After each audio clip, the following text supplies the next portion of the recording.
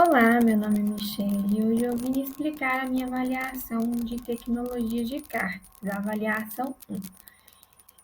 Eu não vou ler as perguntas a fim de não prolongar muito o vídeo, então sugiro que quem estiver vendo o vídeo, pause o vídeo para poder ler a pergunta que foi cobrada na prova.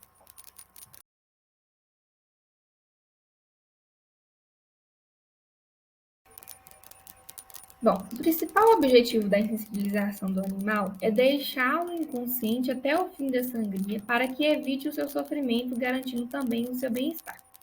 Para os bovinos, o método de insensibilização permitido e mais utilizado é o de concussão cerebral. Ele é realizado através de um equipamento que nós chamamos de pistola pneumática, que possui um dado cativo e a principal função é deixar o animal inconsciente, provocando uma lesão no seu encéfalo. Esse método também se caracteriza por ser um método no qual é incomum o retorno da consciência do bovino, desde que seja devidamente realizado. O local de aplicação é onde a espessura do crânio do animal, né, será mais fina e mais estreita. Para aves e suínos, o método mais utilizado é a eletronarcose, que se trata, né, de uma corrente elétrica que passa no cérebro do animal. Essa corrente, né, por sua vez, ela vai provocar uma despolarização dos neurônios, tornando o suíno inconsciente. Nesse método, é importante entender que o animal ele volta à consciência, né, em torno de 40 a 60 segundos. O que significa que a sangria ela deve ser realizada de forma imediata à aplicação do método. Então, cada espécie de animal exige uma corrente mínima para que o método ele seja aplicado, né, de forma mais eficiente. E no caso de aves e suínos, essa corrente ela deve ser de 105 mA e 1,25 A, respectivamente e aproximadamente, podendo variar, né, de acordo com o tamanho do animal, bem como a quantidade de camada de gordura nele presente. À medida que quanto maior a resistência do animal, maior será a corrente elétrica a ser aplicada. Esse método é caracterizado também por elevar a pressão sanguínea, que dependendo da demora, né, em que é feita, pode provocar um defeito de pontos de sangue na carne, que a gente chama de salpicamento. Juntamente com esse método, pode ser também utilizado, né, a fibrilação ventricular. Essa trabalha com eletrodos que causam despolimerização dos neurônios e causa também uma parada cardíaca que acaba provocando a morte do animal e posteriormente é realizada a sangria. Bom, a principal vantagem, né, desse método é que não se tem riscos, né, do animal voltar à consciência.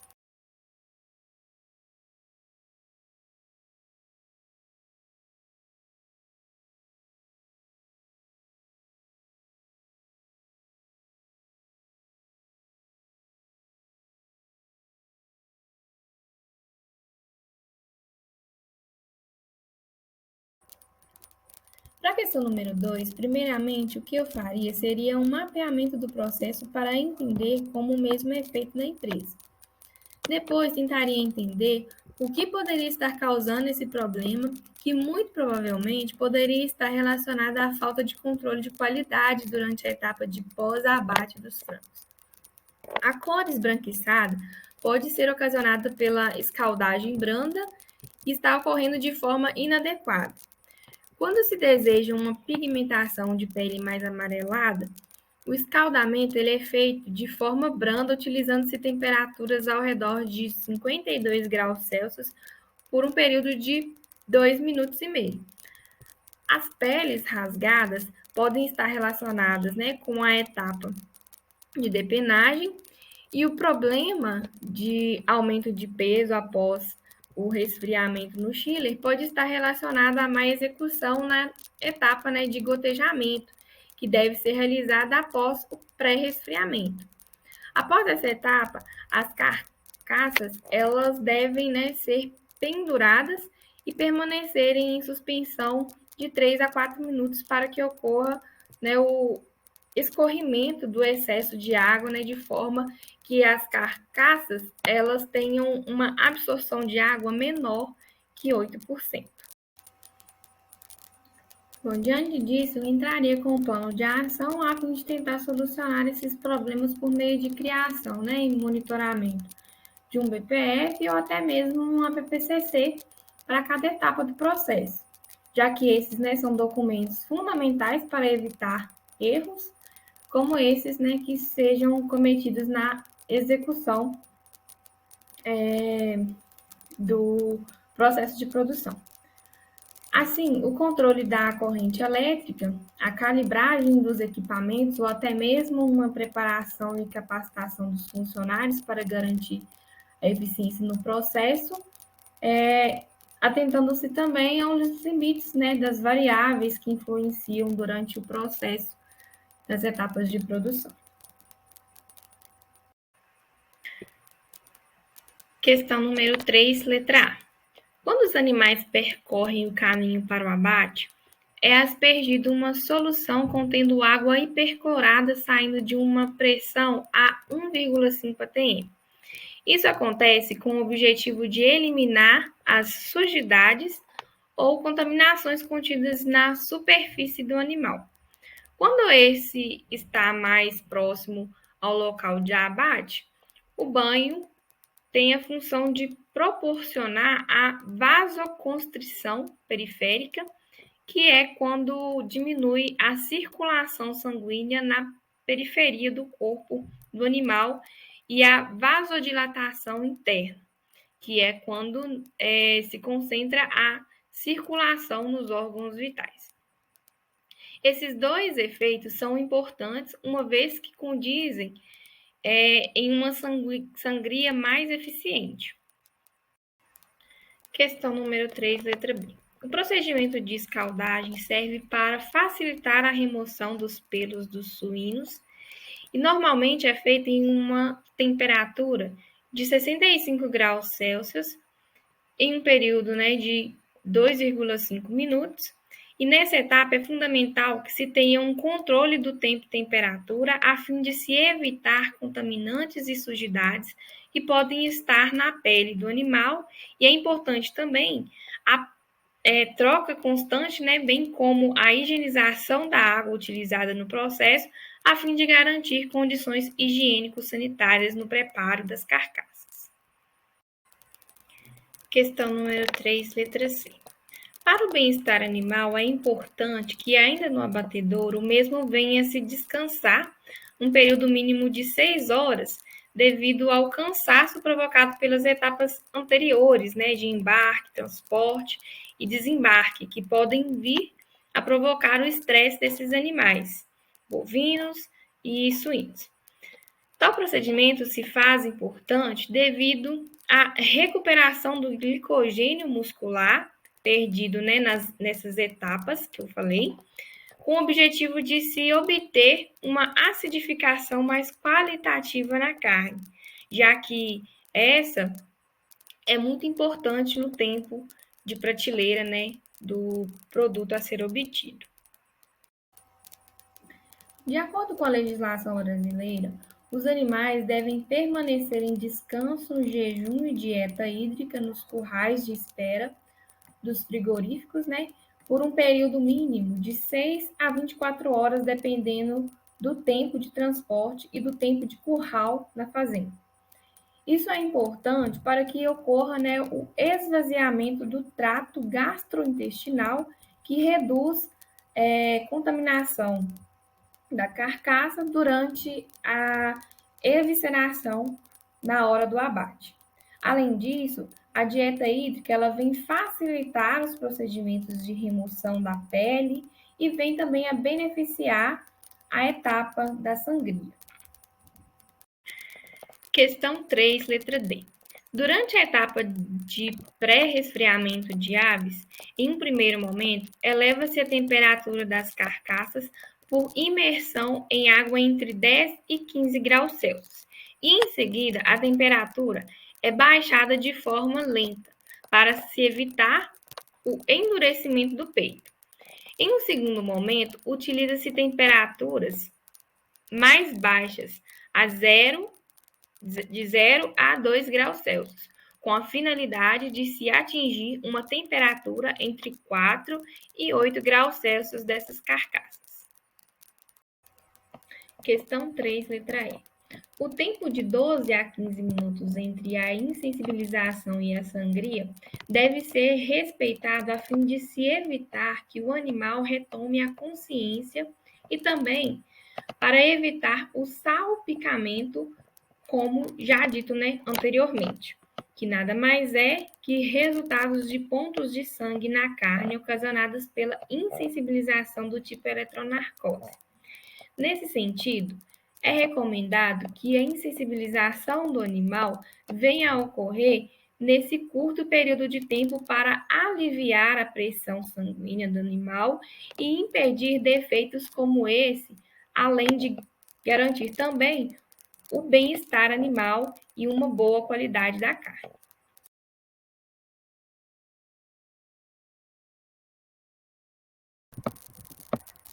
Questão número 4. No processo de contração muscular, o cálcio vem a interferir na liberação dos sítios ativos da actina e ativação da enzima ATPase miosídica.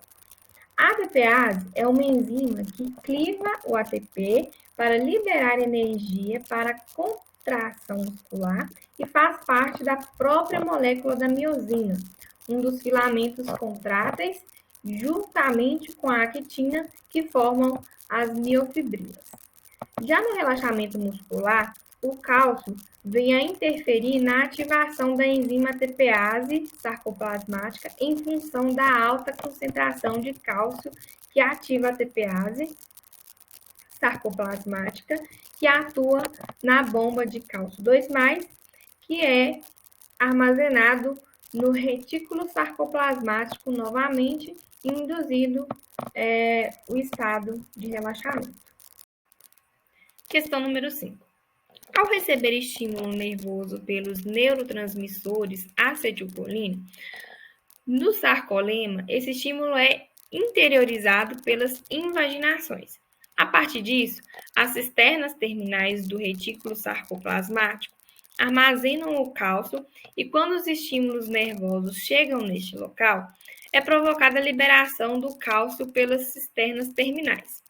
O cálcio liberado no sarcolema altera todo o equilíbrio dos miofilamentos que estavam ali no estado de relaxamento muscular. Nos miofilamentos finos, a tropolina C liga ao cálcio e a tropolina T muda a sua conformação. Dessa forma, ela leva a tropomiosina e todo o sistema mudando também a posição da tropolina I, inibidora do sítio ativo da actina. O cálcio mudará a conformação das proteínas reguladoras da contração, resultando na liberação dos sítios ativos da actina. Nos miofilamentos grossos, o cálcio se liga à miosina, ativando a enzima ATPase miosídica. Nesse momento, há uma quebra do ATP em ADP, gerando energia para a movimentação da miosina. Essa, por sua vez, perde a sua estabilidade e procura se estabilizar se ligando ao sítio ativo da actina e com a disponibilidade de energia advinda da quebra do ATP, tem-se o encurtamento do sarcômero, que nada mais é que um movimento de contração muscular. Questão número 6. O relaxamento muscular irá ocorrer após a contração muscular. Com o fim do estímulo já transmitido ao sarcolema, tem-se uma alta concentração de cálcio que ativa a enzima ATPase sarcoplasmática, que fornece energia para a bomba de cálcio que retorna ao retículo sarcoplasmático, sendo devolvida, né, para as cisternas terminais. Questão número 7.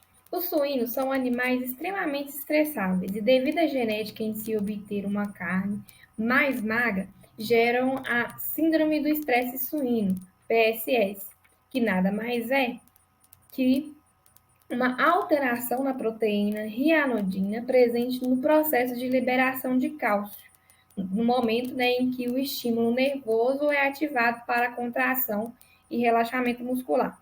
Portanto, a liberação do cálcio para o sarcoplasma ocorre de forma mais exagerada, acelerando o metabolismo de pós-mortem. Então, os bovinos, eles são mais resistentes a esse estresse e, portanto, vai ser mais difícil, né, ocorrer esse defeito nessa carne. Questão número 8. O encolhimento pelo frio é um tipo de rigor mortis que ocorre quando o músculo do animal, ainda em pré-rigor, é resfriado de maneira rápida, em temperaturas inferiores a 15 graus Celsius. Esse problema ocorre com o aumento na permeabilidade das membranas do retículo sarcoplasmático e das mitocôndrias aos íons de cálcio.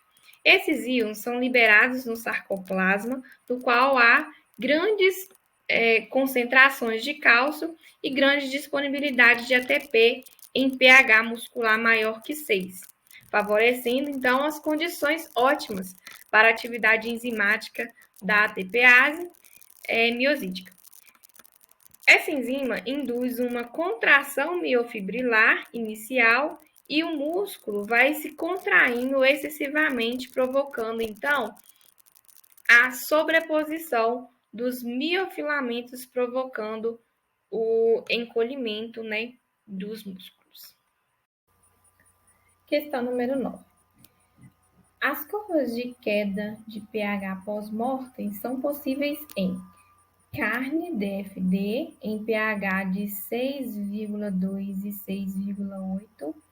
Temos a curva entre a carne normal e a carne DFD, que é dada a curva chamada de ligeiramente escura. Na carne RFN, carne normal, temos com pH de 5,5 a 5,7.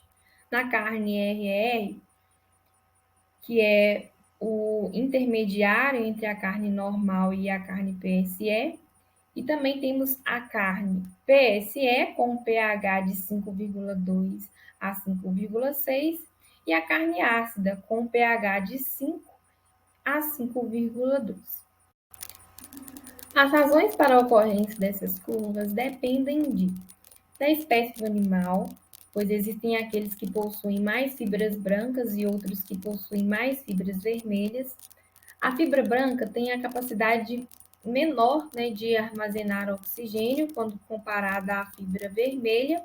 Portanto, o rigor mortis será estabelecido primeiro nos animais que contêm maior quantidade de fibras brancas e, consequentemente, uma maior queda do pH devido ao fato, né, de buscarem energia mais pelos mecanismos de vias glicolíticas.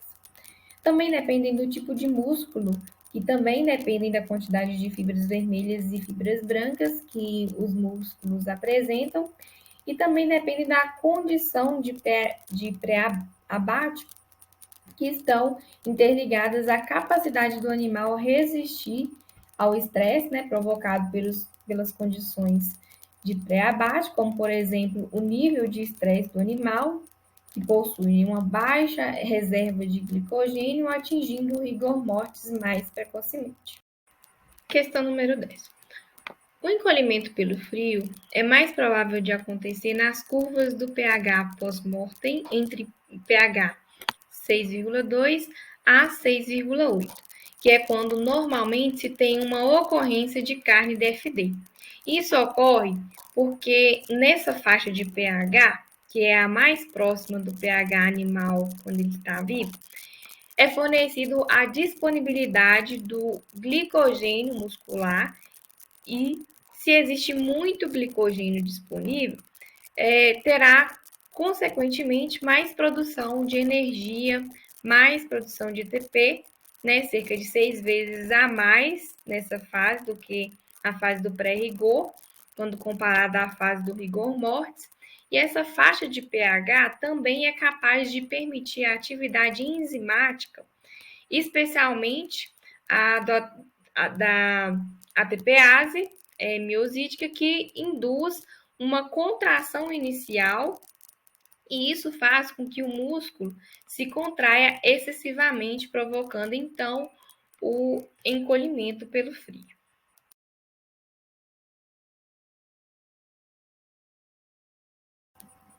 Na questão 12, pediu para dar nomes, né, às estruturas. Nós temos primeiro o epimísio, o músculo, o perimísio, o feixe muscular, o endomísio, a fibra muscular, sarcolema, sarcômero, miofibrilas e miofilamentos. Nessa outra imagem, nós temos os miofilamentos, uma banda, a banda A, sarcômero, linha Z, a tríade, as miofibrilas, as cisternas terminais e o sarcolema.